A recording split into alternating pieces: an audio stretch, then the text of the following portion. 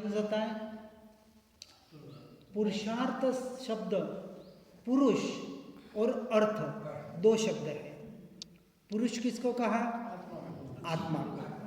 अर्थ यानी प्रयोजन, जिसमें सिर्फ और सिर्फ आत्मा का ही प्रयोजन हो, जो सिर्फ और सिर्फ आत्मा के लिए क्रिया की जाए, उसका नाम पुरुषार्थ। इसके अलावा कोई पुरुषार्थ नहीं। तो संसार में हम पुरुषार्थ करते कि नहीं करते हैं? क्यों झूठ बोलते हैं? अभी मैंने व्याख्या बताई और आप बोलते करते, झूठ बोल रहे हैं। अभी सुना और अभी झूठ बोला। सही पुरुषार्थ नहीं करते, विरुद्ध दिशा में।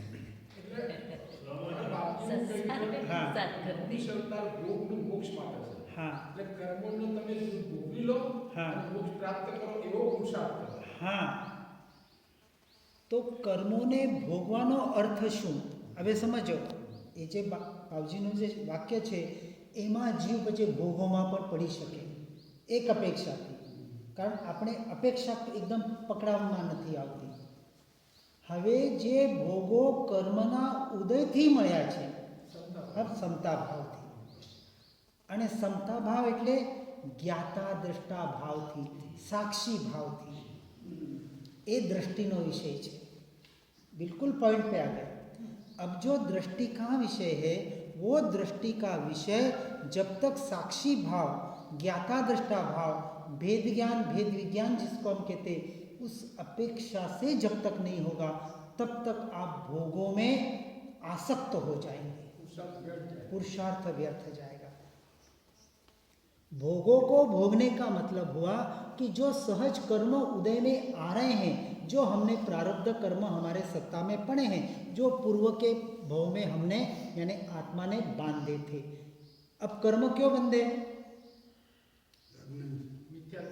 हाँ, राग द्वेष अज्ञानता मुख्य कर्मणि ग्रंथि. ये जो गांठ है कर्म की, इसको बांधने के ये जो हमने कल 3 कारण देखे, राग द्वेष और अज्ञानता, और उसमें ये मूल कारण ये अज्ञान दशा, मिथ्यात्व.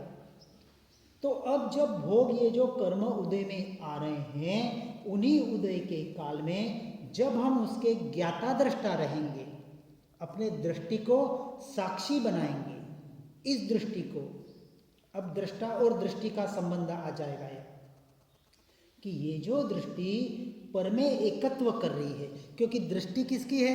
दृष्टा की, आत्मा की. दृष्टि यानी मान्यता, मान्यता आत्मा करता है, भाव आत्मा करता है. तो उस भावों को हमें अपने भीतर में लाना है. हाँ, बांधा है, एक छोड़ेगा तो बांधा किसने? मैंने. तो छोड़ने का काम भी कौन करेगा? मुझे ही करना पड़ेगा. क्या परमात्मा करवाएंगे? क्या सद्गुरु करवाएंगे? नहीं.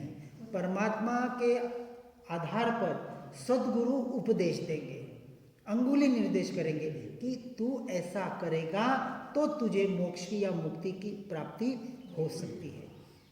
सद्गुरु का काम इतना ही, दिशा निर्देश करना. अंगुली निर्देश થઈ જાય પછી સદગુરુનો કામ ખલાસ. हाँ, ये निश्चय का कथन, पर व्यवहार से बंधा हुआ है, व्यवहार से पर्याय में बंधा हुआ है कर्मों से. इसलिए उस व्यवहार को भी सही तरीके से हमको समझना है. व्यवहार निश्चय परमार्थ, क्योंकि एकांते निश्चय आमा नथी कते, एकांती व्यवहार नथी, बनने साथे रहे. व्यवहार ने निश्चय, परंतु अब निश्चय दोनों साथ में है, पर करना क्या है? निश्चय राखी लक्ष्यमा साधन करो. अब जो भी साधन होगा आत्मार्थी का, मुमुक्षु का, वो निश्चय के यानी आत्मा के लक्ष्य से होगा, उपयोग सही होगा. अब उसी उपयोग को भी समझना पड़ेगा. एक एक शब्द आते हैं तो उसकी समझ सही करनी पड़ेगी, क्योंकि 6 देहादिति भिन्न आत्मा उपयोगी सदा अविनाशी. अब ये उपयोग क्या चीज है, किस खेत की मूली है, इसको समझना पड़ेगा.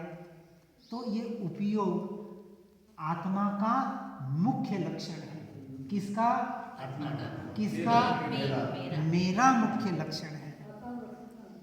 ये उपयोग जिसको एक अपेक्षा से हम ध्यान कहते हैं, उपयोग ही ध्यान है। बिना उपयोग का, बिना ध्यान का कोई जीव इस संसार में नहीं है। इस संसार में है कोई जीव बिना ध्यान का? नहीं है। तो ध्यान करना पड़ता है, ये बात ही मिथ्या है। हर जीव ध्यान में है। ध्यान के 4 प्रकार बताए जाते हैं: आर्त ध्यान, रौद्र ध्यान और धर्म ध्यान और शुक्ल ध्यान। तो कोई जीव आर्द्र रौद्र ध्यान में है और कोई जीव धर्म और शुक्ल ध्यान में है। यानी परमात्मा का ध्यान कौन सा? शुक्ल ध्यान। उस ध्यान को हमें प्रकट करना है अपने ही भीतर। अभी हम कौन से ध्यान में हैं? आर्द्र और रौद्र ध्यान में हैं। जब हम संसार से जुड़े होते हैं और हमारे जैसे आत्मार्थी जो यहाँ बैठे हैं, जब इस भावना के द्वारा, भले भक्ति के द्वारा, भजन के द्वारा या भेद ज्ञान के द्वारा, किसी भी क्रिया के द्वारा जब अपने स्वरूप से जुड़ने का प्रयास करते हैं, अभी हम पुरुषार्थ कर रहे हैं, इसका नाम है धर्म ध्यान। तो अब हम इन दोनों में झोले खा रहे हैं। अब इन दोनों से कैसे अपनी तरफ आना है? तो उस उपयोग को समझने का प्रयास करना है। जो उपयोग मेरा स्वभाव है, जो मेरी दृष्टि का विषय है, मेरी दृष्टि का विषय। अब दृष्टि का विषय अभी परद्रव्य हो रहा है, तो इस परद्रव्य के दृष्टि को, विषय को हटाकर उसी दृष्टि को अपने स्व में करने का नाम पुरुषार्थ है। अब ये हुआ पुरुषार्थ। अब दूसरी बात, जिस धर्म के नाम पर आज समाज, संसार धर्म कहता है, चाहे जैन हो, हिंदू हो, मुसलमान हो, क्रिश्चियन हो, ईसाई हो, पंजाबी हो, कोई भी हो, सबका अपना अपना एक धर्म है। इसलिए धर्म का निषेध नहीं है। अपनी अपनी एक मान्यता, अपनी एक परंपरा है। इस धर्म के नाम पर जो भी हम क्रियाएं करते हैं, जो भी क्रियाएं, व्रत, जप, तप, उपवास, पूजा पाठ, यात्रा, तीर्थ यात्रा, जो भी करते हैं, इसको क्या पुरुषार्थ कहा जाएगा? व्यवहार कहा जाएगा। व्यवहार धर्म कहा जाएगा। इसको एक अपेक्षा से मैं नाम देता हूं मेहनत, कि उस जीव ने कुछ मेहनत की। क्यों मेहनत की? कि कुछ पुण्य का बंध किया। पुण्य तो बांधा ना, कम से कम पाप से तो हटता है। इसलिए उसका भी निषेध नहीं है कि पाप से हटके पुण्य मार्ग से जुड़ा तो कुछ तो पाया, तो कम से कम नीचे गति में तो नहीं जाएगा। इसलिए मेरे दृष्टि में जो भी धर्म की क्रियाएं करता है वो कुछ मेहनत करता है, पुरुषार्थ नहीं है।